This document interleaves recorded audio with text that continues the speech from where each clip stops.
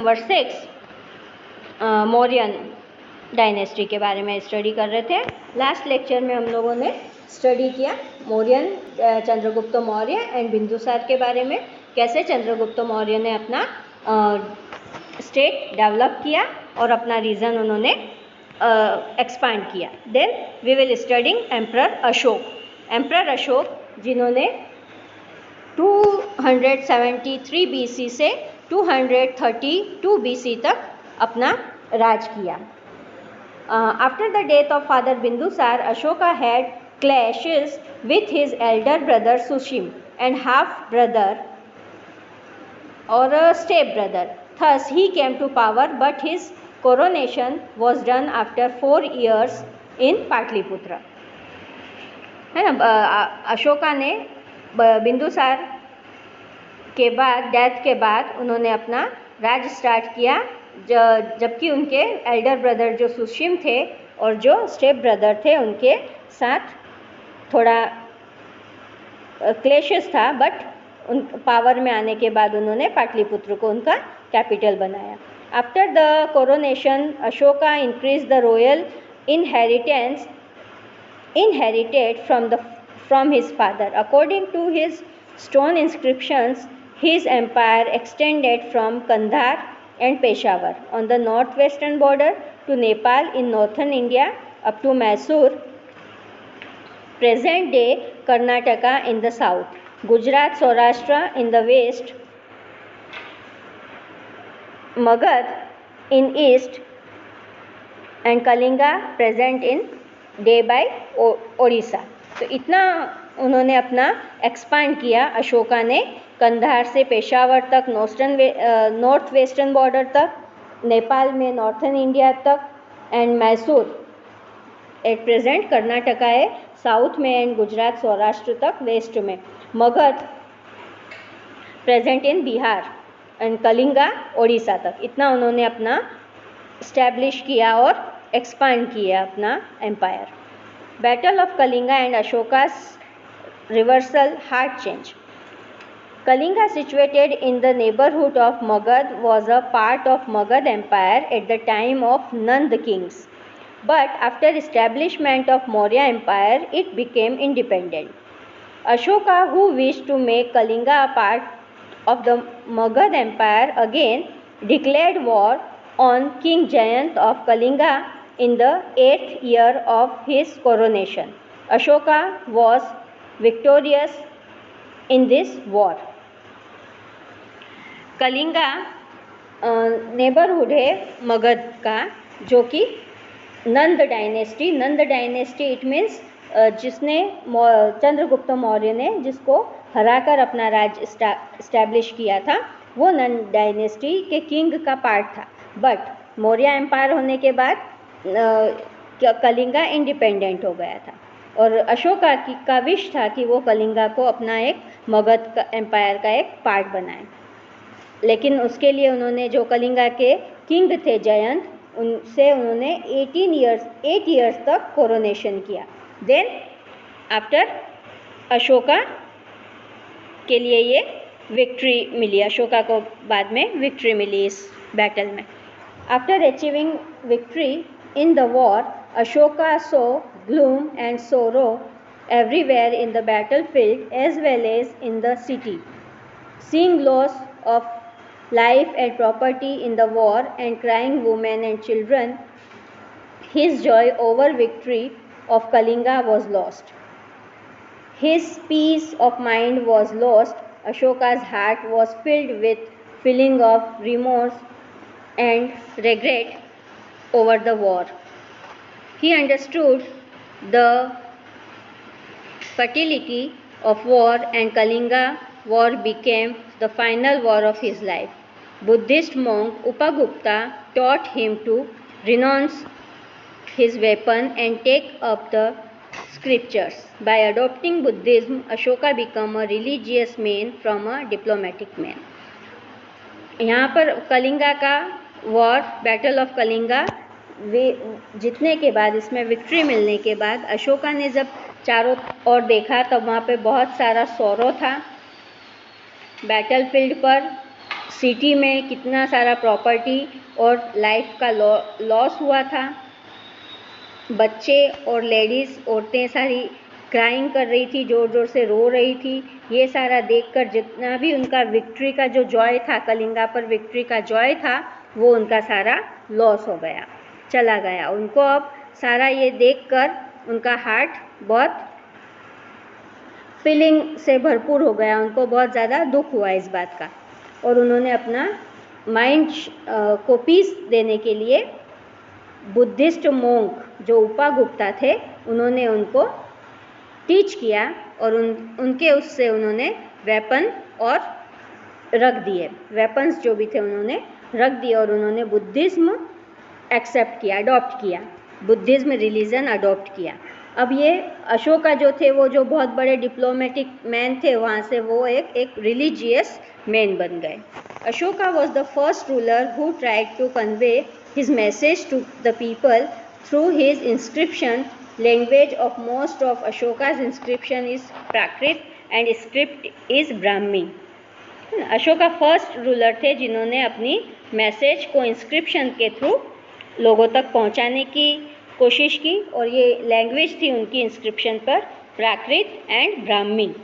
ये ब्राह्मी लैंग्वेज है यहाँ पर, जहाँ पर लेटर ए को कैसे लिखा जाता था, ये प्रब्राह्मिक ब्राह्मी, ये देवनागरिक में, हिंदी में बांग्ला में इस टाइप से, मलयालम एंड तमिल।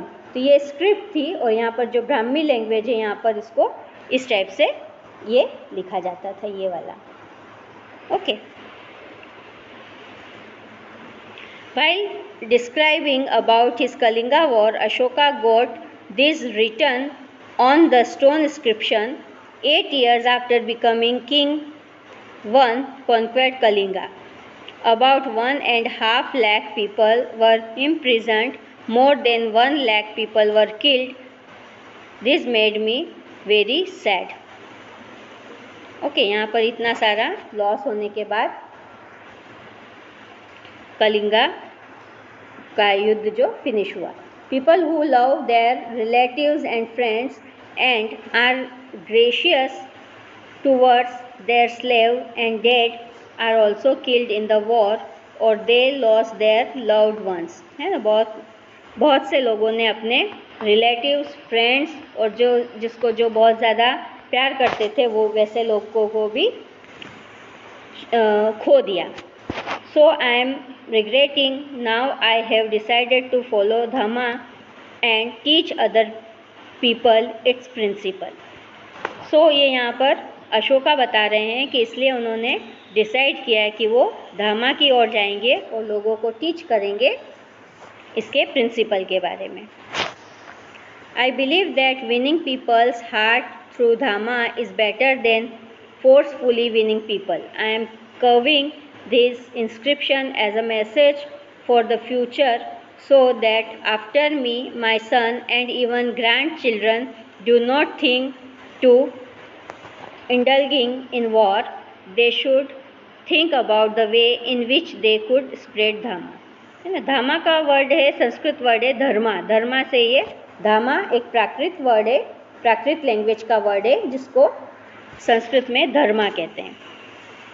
और धर्म के लिए उन्होंने ऐसा इंस्क्रिप्शन किया है कि उनके बाद उनके चिल्ड्रंस और उसके बाद उनके ग्रैंड चिल्ड्रंस भी इसी पथ पर चलेंगे। Ashoka's inscription written in Prakrit language has been found on the way to Damodar Kund near Girnar mountain in Junagadh, Gujarat. This inscription contains an article of 3 kings. This article is from King Mahakshatrapa Rudra Daman. This article gives details about Sudarshan Talav lake constructed by Governor Pushyagupta, who was governor at the time of Maurya king. Chandragupta canal made for irrigation by Yavanraj, who was the governor at that time of Ashoka. Ashoka के inscription हमको कहाँ से मिलते हैं? गुजरात में दामोदर कुंड near Girnar mountain, Junagadh में है ये इनके इंस्क्रिप्शंस। देन वहाँ पर इंस्क्रिप्शन में आर्टिकल है 3 किंग्स के, जो है महाक्षत्रापा, रुद्रा एंड दमन। 3 ये किंग्स हैं और उनके डिटेल्स दिया हुआ है उसमें। सुदर्शन लेक जो पुष्यगुप्ता, जो वहाँ के गवर्नर थे, उन्होंने उसको कंस्ट्रक्ट करवाया था। और चंद्रगुप्ता कैनल बनवाई थी इरिगेशन के लिए यवनराज, जो कि अशोका के टाइम पर गवर्नर थे। Okay, then Ashoka as an apostle. Ashoka traveled to the Buddhist pilgrims across the country. He propagated Buddhism during his yatra. Ashoka drew inspiration from teaching of Gautam Buddha and showed the path of Dhamma to his people. He engraved inscription and pillar article at various places in his empire to solve the problem of that time. Ashoka set up the religious department. Dhamma Mahapatra, appointed as the head of this department, propagated Buddhism among the people and worked to raise their moral standard. इन्होंने अब अशोका ने पूरे country में और country के बाहर travel किया Buddhism को बढ़ाने के लिए। He propagated Buddhism during his यात्रा। अशोका बहुत ज़्यादा गौतम बुद्धा से इंस्पायर हुए थे और उनके धामा का जो था वो उसके पथ पर चलना चाहते थे और पीपल्स को भी उसके लिए इंस्पायर करते थे। और उन्होंने, अशोका ने रिलीजियस डिपार्टमेंट एक बनाया था उनके एम्पायर में, जहाँ पर धामा महापात्रा थे, अपॉइंट किया था, जो हेड थे इस डिपार्टमेंट के और जो बुद्धिज्म को प्रोपोगेट करते थे। Ashoka banned hunting in his state to stop animal violence.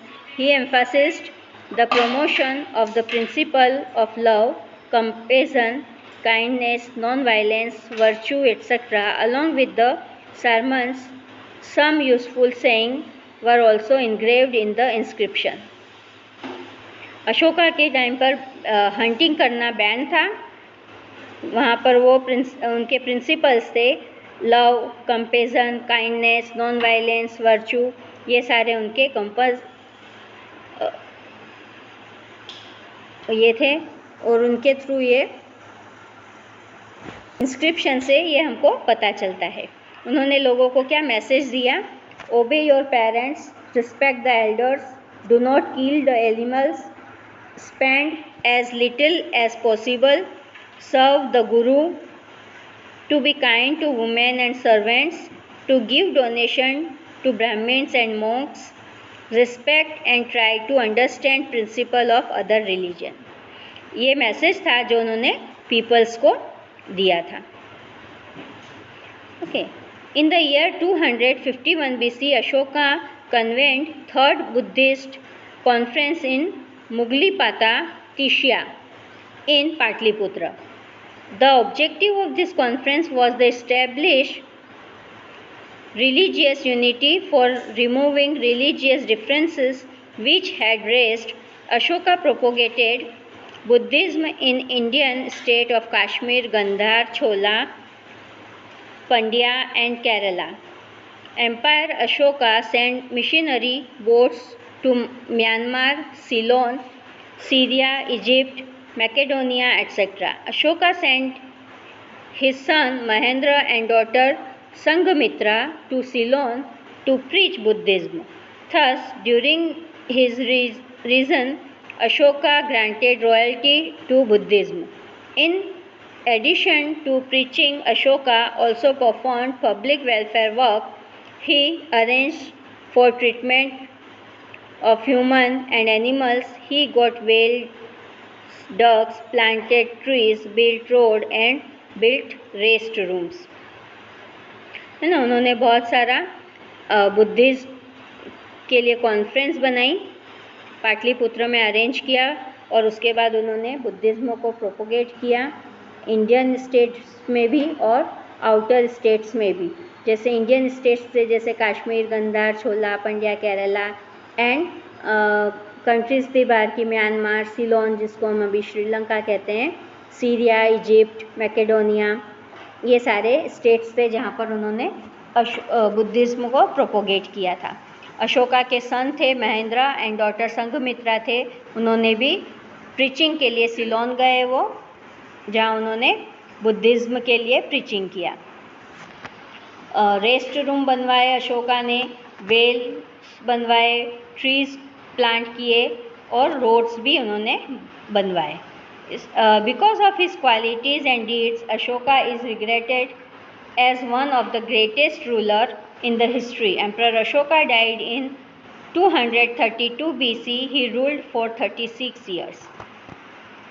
Okay, उन्होंने 36 years तक रूल किया एंड 232 BC में उनकी डेथ हुई। वो बहुत ही एम्परर अशोका का